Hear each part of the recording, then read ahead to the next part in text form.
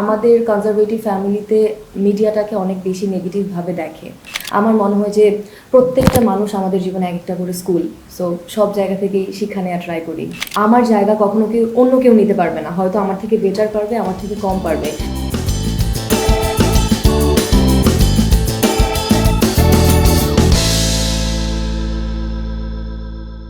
Hello viewers, welcome to my podcast. আজকে আমাদের সাথে আছে সাবিনা মিম, একজন তরুণ শিল্পী। আমি আজকে তার সাথে কথা বলবো আর গল্প করবো। কেমন আছো? এই তো ভালো আছি, তুমি কেমন আছো? আমি ঠিকঠাক, অ্যাজ অলওয়েজ সুন্দর।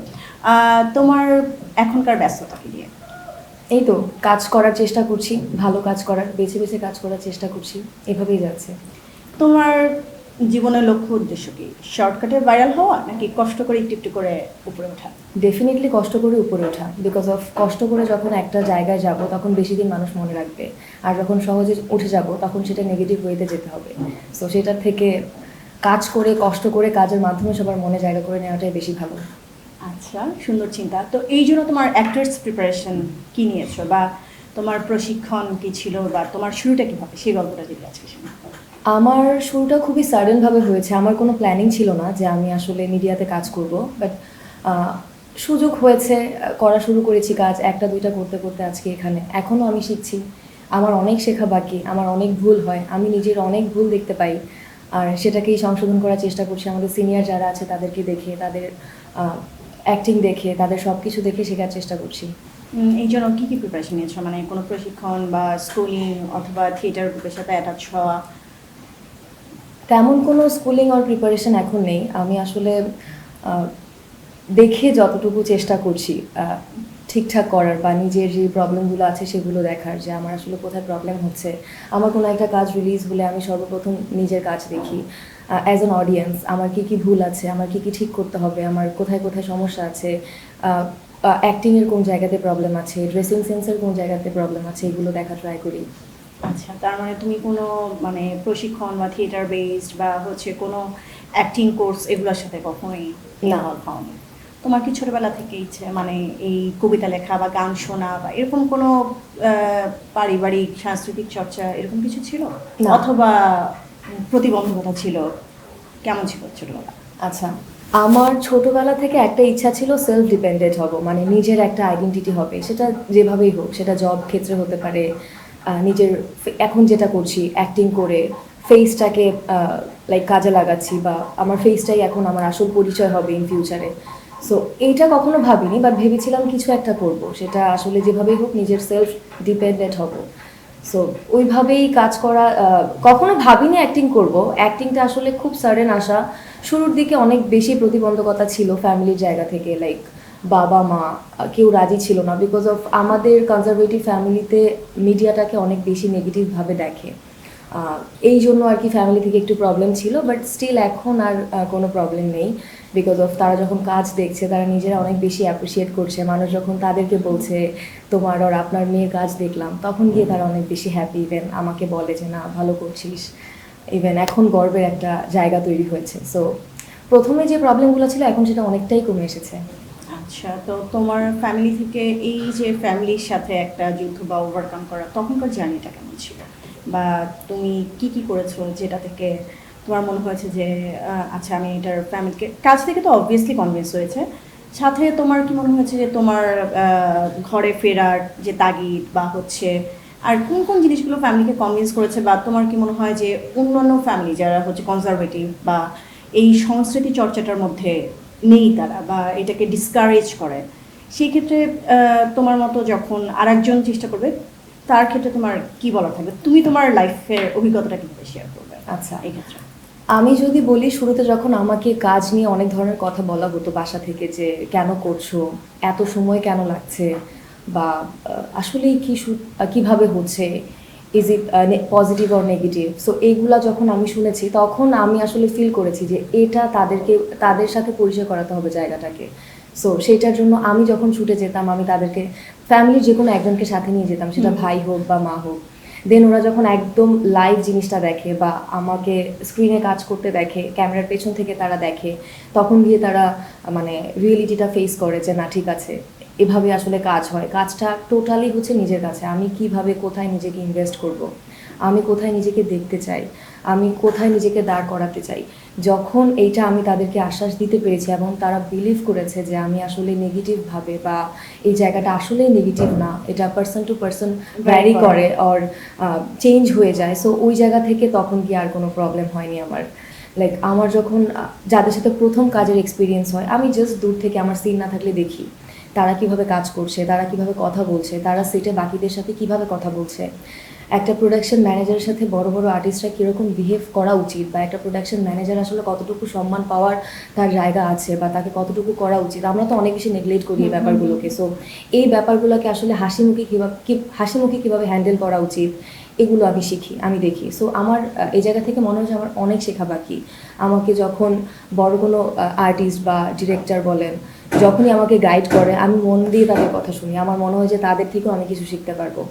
ইভেন ছোট বাচ্চারাও যদি কখনো কিছু বলে, আমি সেটাও শুনি, বিকজ অফ মানে ওর মাথায় বা ওর সেন্সে যেটা আসে, ডেফিনেটলি সেটা আমার সেন্সে নাও আসতে পারে। সো আমার মনে হয় যে প্রত্যেকটা মানুষ আমাদের জীবনে এক একটা করে স্কুল। সো সব জায়গা থেকেই শিক্ষা নেওয়া ট্রাই করি। বাহ, সুন্দর কথা।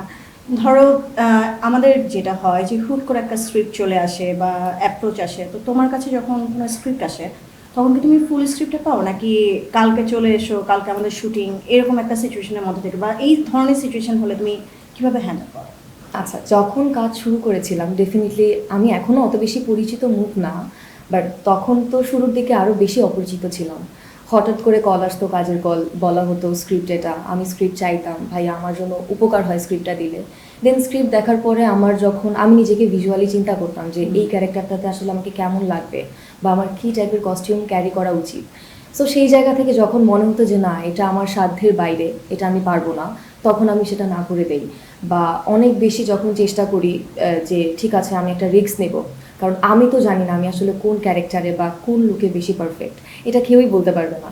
সো ওই জায়গা থেকে আমি এক্সপেরিমেন্টের জন্য কয়েকটা কাজ করেছি। আর এই ব্যাপারটা আর মানে একদমই চেঞ্জ হয়ে যায় যখন একদম পরিচিত একটা টিম থাকে। লাইক টিমটাকে মনে হবে না আমি কাজে আসছি, আমার একটা বাসা, আমার কোনো কিছু বলতে ভয় কাজ করবে না, আমার কোনো কিছুতে আনইজি ফিল কাজ করবে না, আমাকে তারা কিছু বলতে ভাববে না যে মেয়েটাকে কষ্ট পাবে কিনা আর সামথিং। সো ওই সেটে গেলে আসলে অনেক সময় এমনও আছে স্ক্রিপ্ট নিয়ে আমি চিন্তাও করি না, because of I have that much confident যে আমি যার সেটে যাচ্ছি, যেই টিমে কাজ করছি, তারা আমাকে নিয়ে করে নিতে পারবে, বা তাদের সাথে আমার এমন একটা সিঙ্ক থাকবে, আর মেন্টালিটিতে এমনভাবে ফ্রেন্ডলি। সো আমি জানি তারা আমাকে দিয়ে করিয়ে নিতে পারবে। সো ওই জায়গা থেকে আমার মনে হয় যে তখন একটু কিন্তু সবসময় তো আসলে এরকম হয় না। লাইক দেখা গেলো তুমি একটা ভালো স্ক্রিপ্ট পেয়েছো, কিন্তু ডিরেক্টর একদমই নতুন বা তোমার কমফোর্ট জোন না, তো সেই ক্ষেত্রে তুমি ওই পরিস্থিতি বা যে ম্যানেজমেন্ট, সেটা তুমি কীভাবে করো, বা এরকম কোনো সিচুয়েশনে এখনো পড়েছো কিনা? ডেফিনেটলি পড়েছি, বিকজ অফ আমি যেহেতু এখনও নতুন, সো আর মিডিয়ার সাথে আমার কোনো কানেকশনই ছিল না, পূর্বের কোনো কানেকশন নেই। মানে এখন আমি যার সাথে আজকে পরিচয় হচ্ছে মিডিয়ার, তার সাথে আমার প্রথমেই পরিচয়। লাইক আগের কোনো পূর্ব পরিচয় বা কোনো আইডিয়া ছিল না। সো ধরতে গেলে সবাই আমার জন্য নতুন, প্রত্যেকটা সিটি আমার জন্য নতুন। সো এরকম যখন হয় যে একটা একদম নতুন কোনো ডিরেক্টর, নতুন কোনো স্ক্রিপ্ট, ইভেন আমি এই ক্যারেক্টার নিয়ে কখনো ভাবিও নি যে আমাকে এই ক্যারেক্টারে কখনো কল করা হবে, এই ব্যাপারগুলো হলে আমি ফুল কনফিডেন্ট নিয়ে যাওয়ার চেষ্টা করি। লাইক থাকে না যে আমি কনফিডেন্ট নিয়ে যাব, এরপরে আমার মনে হয় যে আমাকে যেটা বলবে আমি সেটা করতে পারবো।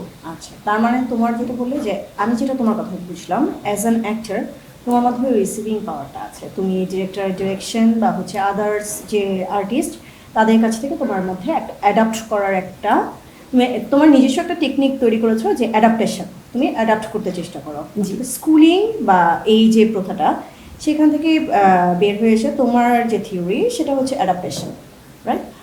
আচ্ছা, তো ধরো আমাদের বাইরের দেশে ধরো যখন কাজ করতে যাওয়া হয় বা একটা স্ক্রিপ্ট নিয়ে কাজ করা হয়, চরিত্র নিয়ে কাজ করা হয়, তখন দেখা যায় যে অনেক সময় ধরে একটা আর্টিস্ট বা একজন শিল্পী তিনি প্রিপারেশন নেয়। যেমন সাইয়ারা সিনেমা বা এবার যেটা অস্কার পেয়েছে সেই সিনেমাতে, তারা কেউ 2 বছর, কেউ 5 বছর একটা চরিত্রের পিছনে লেগেছিল, এবং তার ফলাফল কিন্তু সাইয়ারা বা অন্য যে অস্কার জয়ী মুভি। তো এইরকম তোমার কি মনে হয় যে অসংখ্য কাজ করার চেয়ে একটি ভালো কাজের পিছনে সময় শ্রম দিয়ে সেই ক্যারেক্টারটাকে, যেমন সাইয়ারা মেয়েটাকে সবাই নতুন হিসেবে ওই কাপলটাকে রিসিভ করেছে, তাদেরকে আগে কখনো কোথাও দেখা যায়নি, তাদের যে কেমিস্ট্রি ওইটা একদম নিউ কামার হিসেবে ওদেরকে মানুষের ভালো লেগেছে জুটিটাকে, তো নিজেকে ওভার ইউজড না করে তোমার কি মনে হয় যে কোনো একটা ভালো কাজের জন্য অপেক্ষা করে সেটার জন্য নিজেকে প্রিপেয়ার করা বেটার? ডেফিনেটলি এটাতে আমি আপনার সাথে একমত। আমার মনে হয় যে কোয়ান্টিটি থেকে কোয়ালিটিটা বেশি ইম্পর্টেন্ট। লাইক আমাকে ১০০টা কাজে দেখার থেকে একটা কাজ যেটা আসলে সবাই মনে রাখবে। আমাদের ইন্ডাস্ট্রিতে এমন অনেক কাজ আছে যেটা আমরা এখনও ভুলিনি। সো আমি চাই এই টাইপের কাজ বা এমনভাবে নিজেকে প্রেজেন্ট করতে যে কাজগুলো দিয়ে আমাকে মানুষ মনে রাখবে। বিকজ অফ ডেফিনেটলি আমি সারা জীবন থাকবো না। আমাদের ইন্ডাস্ট্রিতে এমন অনেকেই আছে যারা সারা জীবন থাকেনি, আমাদের ছেড়ে চলে গেছে বা সামহাও তারা মিডিয়া ছেড়ে দিয়েছে বা অনেক ব্যাপারই হয়েছে। বাট তাদের কাজ কিন্তু আমরা এখনও দেখি, তাদের কথা আমরা এখনও বলি। তারা কিন্তু আমাদের ওয়ান কাইন্ড অফ ইন্সপিরেশনও বলতে পারেন। সো ওই জায়গা থেকে আমি এরকম কিছু হতে চাই। লাইক আমি গুণে বলবো না যে আমি ১০০টা কাজ করেছি, আমি বলবো আমি একটা কাজ করেছি বাট সেটা করার মতো চেষ্টা করেছি করার। ফাইন, তার মানে তোমার মধ্যে ওই ধৈর্যটা আছে বা তুমি ওই বাছ বিচারটুকু করতে চাও যে আমি অনেকগুলো কাজ না করে আমি একটা বা দুইটা বা তিনটা কাজ করবো এবং সেটার জন্য প্রয়োজনীয় শ্রম, প্রয়োজনীয় মেধা খরচ করবো বা ক্যারেক্টার প্রিপারেশনটা নিব। সেরকম কোনো সুযোগ আসলে তুমি সেটা করবে। একদম সুন্দর। মিম, আমরা যেখানে ছিলাম এখন যদি আসি যে আমাদের মাধ্যমটা তো আসলে খুব বেশি বড় না, আমাদের ওটিটি সিনেমা নাটক সব মিলে আসলে আমাদের বাংলাদেশের পার্সপেক্টিভে আমাদের ক্ষেত্রটা একটু ছোট। তো এইখানে তোমার অ্যাজ এ নিউ কামার তোমার মনে হয়েছে তোমার কী কী সমস্যা ফেস করতে হয়েছে বা কোনটা কোনটা হলে তোমার জন্য আরও ভালো হতো বা ১.৫ বছরে তোমার যে ডেডিকেশন সে তুলনায় তুমি আরেকটু ভালো জায়গায় পৌঁছাতে পারতে? আচ্ছা, যদি শুরুটা বলি তাহলে ডেফিনেটলি তখন আমি প্রিপেয়ার ছিলাম না। ডেফিনেটলি আমি এখনও প্রিপেয়ার না, বাট যদি আমি ওই সময়টার কথা বলি আমি তখন একদমই প্রিপেয়ার ছিলাম না। সো আমি যখন কল পেতাম কাজের বা কাজের আগে তো সচরাচর একটা মিটিং করতে হয়, সো সেখানে যখন যাওয়া হতো আমাকে যারা আমার ভালো চেয়েছে যারা, তারা ডেফিনেটলি আমাকে বলেছে যে এইটা এটা তোমার চেঞ্জ করা উচিত, তোমার এখানে এখানে প্রবলেম আছে। আর আমার একটা ব্যাপার হচ্ছে কি, আমি অনেক বেশি শোনার চেষ্টা করি আমাকে কি বলছে, কেন বলছে, আসলে কি আমার এটা ঠিক করা উচিত কি না, বা ১০ জন একটা কথা বলছে দ্যাট মিন আমার এখানে প্রবলেম আছে, সো আমার এটা ঠিক করা উচিত। সো সেখানে গিয়ে আমি যখন দেখলাম যে আমার অনেক বেশি নিজেকে তৈরি করার যে ব্যাপারটা এটা সবাই বলছে, তখন আমার মনে হলো যে না, আমার নিজেকে তৈরি করতে হবে। সো আমি তখন অনেকটাই কাজ অফ করে দিয়েছিলাম, দিয়ে আমি যতটুকু পেরেছি আমাদের সিনিয়র যেই আপুরা আছে, ইভেন আমি ভাইয়াদেরকেও বলবো, মানে আমাদের সিনিয়র যে ভাইয়ারা আছে যারা কাজ করছে রেগুলার, আমি তাদেরকেও দেখি বিকজ অফ তাদের থেকে অনেক কিছু শেখার আছে। তাদের জায়গাটা তো একদিনে হয়ে যায়নি ডেফিনেটলি। তারা যেইভাবে আগিয়েছেন, যেভাবে তাদের অ্যাপ্রোচ, তাদের অ্যাক্টিং সেন্স, কস্টিউম সেন্স সব কিছু মিলিয়ে আমার মনে হলো তাদেরকে ফলো করা উচিত। আমি যখন অনেকেরটা দেখবো তখন আমি একটা কিছু নিজের মধ্যে তৈরি করতে পারবো। দেন এভাবেই আমি একটু একটু করে শুরু করি নিজেকে গ্রুমিং করা, নিজের একটু একটু ভুলগুলো ধরা বা নিজের আয়নায় দাঁড়িয়ে নিজেকে দেখা যে আসলে আমাকে কেন দেখতে ভালো লাগছে না, আমি কেন মানে পারফেক্ট না। সো সব কিছু মিলিয়ে আমি একটু একটু করে ঠিক করা শুরু করার পর আমি আবার একটু একটু করে কাজে ব্যাক করি। লাইক আমি যদি শুরুটা বলি তাহলে আমি সাপোর্টিং ক্যারেক্টার দিয়ে শুরু করেছিলাম, লাইক ফ্রেন্ডের ক্যারেক্টার, বোনের ক্যারেক্টার, এগুলো দিয়ে। আমি তখন ওগুলো কেন করেছি, আমার মনে হয়েছে আমার আসলে স্কুলিংটা নেই, যেটা আপনি শুরুতেই বলেছিলেন আমার স্কুলিং আছে কিনা বা আমার পারিবারিক ওই ব্যাপারটা আছে কিনা আগে থেকে, এগুলো আমার কিছুই ছিল না। আমি খুবই সাডেনভাবে এখানে আসা, আমার প্ল্যানিং ছিল কিছু একটা করবো, বাট মিডিয়াতেই সেটা হবে সেটা আমি ভাবিনি কখনো। সো আমার মনে হয়েছে আমি প্রিপেয়ার ছিলাম না, এই জন্য আমি খুব গ্যাপ নিয়ে নিয়ে সময়টা পার করেছি। সো আমার মনে হয়েছে যে আমার আগে এক্সপিরিয়েন্স দরকার। সো এক্সপিরিয়েন্স গ্যাদার করার জন্য আমি হচ্ছে সাপোর্টিং ক্যারেক্টারগুলো করেছি। তো যখন তুমি না করেছো বা এই কাজগুলো থেকে অফ করেছো নিজেকে, তখন কি তোমার কোনো এমন কোনো এক্সপিরিয়েন্সের মুখোমুখি হতে হয়েছে যে পরবর্তীতে তাদের সাথে কাজ করতে প্রবলেম হয়েছে বা একটা সম্পর্কের অবনতি তৈরি হয়েছে, এরকম? সত্যি বলতে এরকম কখনো কাজ করেনি, বিকজ অফ আমার সার্কেলটা খুবই ছোট, মানে আমি খুব বেশি ছড়িয়ে যাইনি এখনও। সো আমি যেই সার্কেল বা যাদের সাথে আমি পরিচিত তারা আমার চেঞ্জেস দেখে অনেক বেশি খুশি। লাইক আমি যখন তাদের সাথে কাজ যখন সাপোর্টিং করেছি, ইভেন তাদের কলে যখন আমি বলেছি যে আমি এখন সাপোর্টিং বাদ দিয়ে প্যারালাল করতে চাই বা আমি লিড করতে ইন্টারেস্টেড বা আমি নিজেকে ওইভাবে তৈরি করছি, প্লিজ আমাকে সুযোগ যেন দেওয়া হয়, দে আর সো মাচ হ্যাপি। ইভেন আমাকে অনেক বেশি তারা এই ব্যাপারে এনকারেজ করেছে যে okay this is very good decision, এভাবে আগিয়ে যাও, আমরা তোমার পাশে আছি।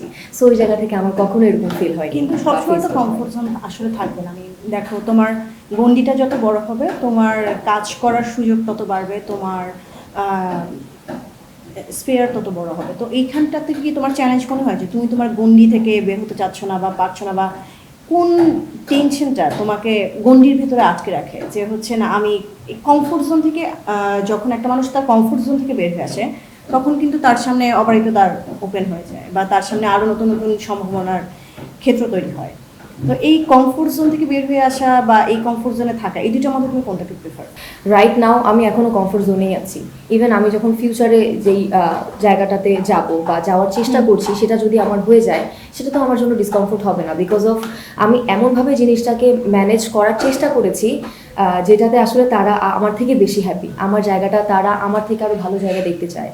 সো ওই জায়গা থেকে আমার কখনো এইভাবে আনকমফোর্টেবল বা আমার মনে হয়নি যে আমার খুব বেশি প্রবলেম ফেস করতে হবে, এখন পর্যন্ত ফেস করতে হয়নি। সো ওই জায়গা থেকে আমি জানি না। আচ্ছা, 5 বছর পর মিমিকে কোথায় দেখতে চায়? ডেফিনেটলি একটা ভালো জায়গাতে দেখতে চাই, যদি আমাকে প্রপার সুযোগটা দেওয়া হয়, আমি যদি প্রপার স্পেসটা পাই, যদি কোনো গুণী নির্মাতার চোখে আমি পড়ি যে না এই মেয়েটা ভালো করছে, ওকে সুযোগ দেওয়া উচিত, আমি চেষ্টা করব ওই জায়গাটা বা তাকে সম্মান করে আমি আমার জায়গাটা ধরে রেখে একটা ভালো জায়গায় নিজেকে দেখার। প্লাস আমার ফ্যামিলি থেকে যে ব্যাপারটা ছিল যে এইটা যে নেগেটিভভাবে দেখতো, অলরেডি পজিটিভ হয়ে গেছে, এটাকে আরেকটু পজিটিভ করার জন্য আমার শর্ট টাইমে বা আমি নিজেকে ঠিক করে আমি যখন ভালো একটা জায়গায় গিয়ে দাঁড়াবো, তারাও যেন গর্ব করে বলতে পারে, ইভেন যে মানুষগুলো আমাকে শুরু থেকে সাপোর্ট করে আসছে ইন্ডাস্ট্রির ভেতরে, তারা যেন একসময় বলতে পারে যে হ্যাঁ এই মেয়েটাকে আমরা তৈরি করেছি, আর আমাদেরই আর্টিস্ট ছিল। সো ওই জায়গা থেকে। তোমার কোনো আইডল আছে যাকে তুমি মনে করো যে সে অনুসরণীয়? আইডল বলতে আমি সত্যি কথা বলতে আমি সবাইকেই ফলো করি। লাইক প্রত্যেকটা মানুষ কখনো তার জায়গা থেকে সব দিক থেকে পারফেক্ট না, এটা আমরা সবাই জানি। সো ওই জায়গা থেকে আমার মনে হয় আমি যদি এটা এটা ডিপেন্ডস অন হিউম্যান, মানে কে কীভাবে দেখছে। সাপোজ আমার XYZ যেই হোক, আমার তার স্মাইল ভাল লাগে, আমি তার ওইটা ফলো করি। ইভেন আরেকজন আছে যার আমার কস্টিউম ভাল লাগে, আমি সেটা ফলো করি। আরেকজন আছে যার আমার হেয়ার স্টাইল ভাল লাগে, আমি সেটা ফলো করি। সো আমি এইভাবে ফলো করি। সো আলটিমেটলি আমার প্রপার একদম ওই রকম কোনো আইডল নেই, বাট আমি সবাইকেই ফলো করি। আমার মনে হয় এভরিওয়ান আর স্কুল। তোমার মনে হয় তোমাকে সবচেয়ে বেশি বাধা দিয়েছে কোন জিনিসটা এই ইন্ডাস্ট্রিতে, বা তোমার যেটুকু ক্যাপাবিলিটি ছিল তুমি সে পর্যন্ত এখনও যেতে পারোনি, বা তুমি আরেকটা ভালো কাজ করতে পারোনি, সেটা কি ছিল? সত্যি বলতে এখানে আমি কোনো পার্সনকে, কোনো কনসেপ্টকে, কোনো থিওরিকে দোষ দিব না। এটা মানে সম্পূর্ণ দোষটা আমি আমাকে দিব, বিকজ অফ আমি এটা ফিল করি যে তখন হয়তো আমি প্রিপেয়ার ছিলাম না। বিকজ অফ 1.5 বছর আগে আমি যে কাজে কল পেতাম না বা পাওয়ার আশাও করতাম না, সেই কাজের কল আমি এখন পাচ্ছি।